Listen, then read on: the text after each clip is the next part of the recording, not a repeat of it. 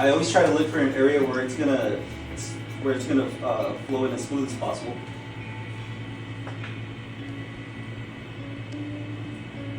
So try not to create any bubbles.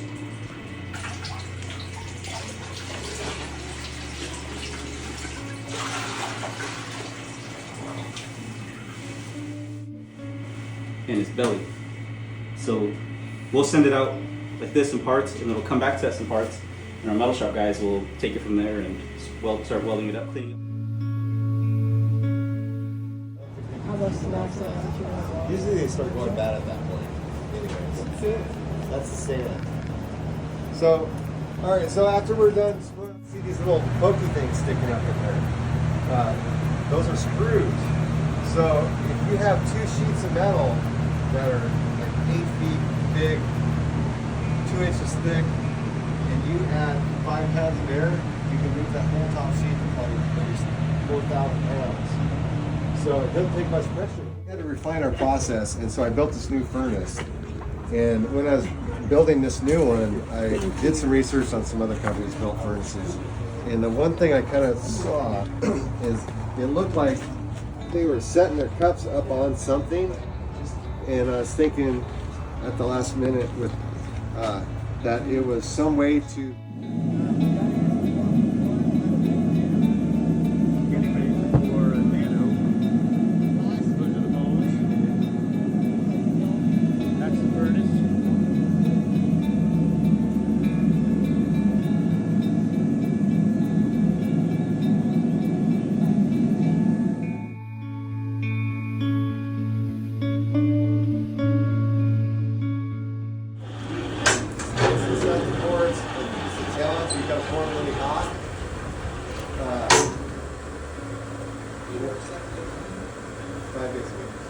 sometimes it's showing more stuff. So this is a lot of things they can cool and shrink on themselves pretty good, but the thick things, he wants the metal cold. So it's going in there and then it's just barely shrinking. It's really hot. Yeah. So you can see there's a dragon tail there. That's thick and thin, so we probably pour that a little later. Elephant ears, you probably pour those earlier. Yeah. Yeah. This is about how many we pour. If we get a brand new crucible, we pour a couple extra cups. By the time the crucible is getting to the end of the life, the sides have all slumped down, and some of the contaminants have fused to the side of the crucible.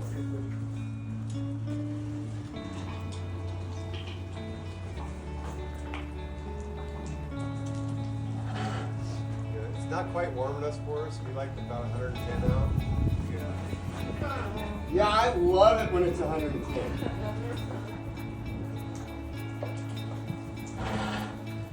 Summer's a little tough for us when we do burnouts. Sometimes the shelves back a little more. And so the fall and spring are our favorite times. We get our best gases at that time.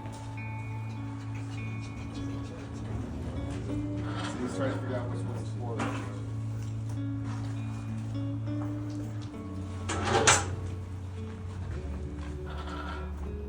So I was talking about pouring at other foundries and being not very safe. You know, we pour all winter long out. We snow at the edges of this thing. And if we pour in one of these cups and it breaks open, the bronze just hits the ground. And at the other foundries, it would blow up. But at this foundry, it does not. Just because of all the sand and gravel that we have in here, it's so porous, we don't get any explosions at all. It's just amazing.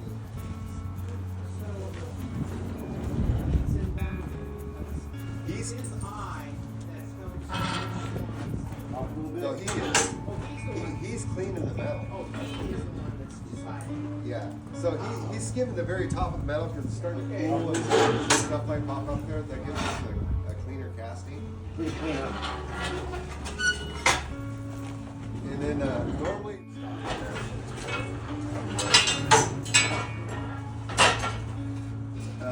There's different ways to melt metal. We use propane. Productive way to go. But I feel the shrinkage porosity issues are different when you add a that deal to it. When the metal shrinks, it shrinks into the. Oh no, he's right here. Yes. Oh my gosh. So yeah, when it's back in the show room, so we can get you guys to understand how we got here. What's the See how it's turning gray like my beard? Yeah. It's almost time. I pulled it off sooner, but Trevor's sitting here. I did a 10-foot sculpture that was really flat, and I was expecting it to shrink 6 inches over 10 feet, and it didn't move at all. I don't know what happened there. So I was paranoid. I had to.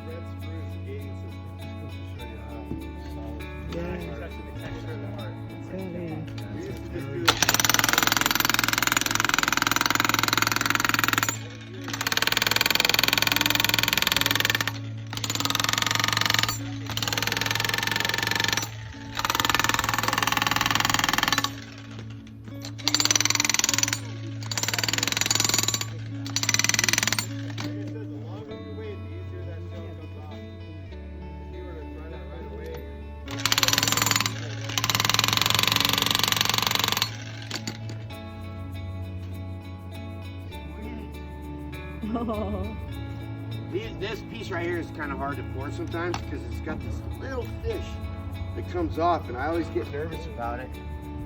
That came out really good.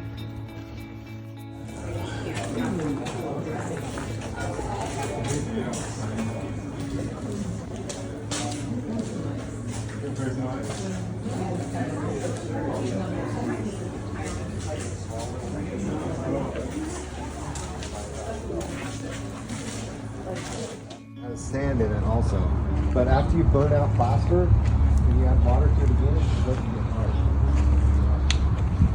So yeah, so you take.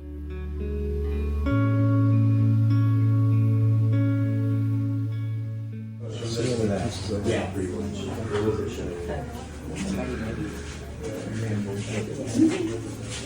All right.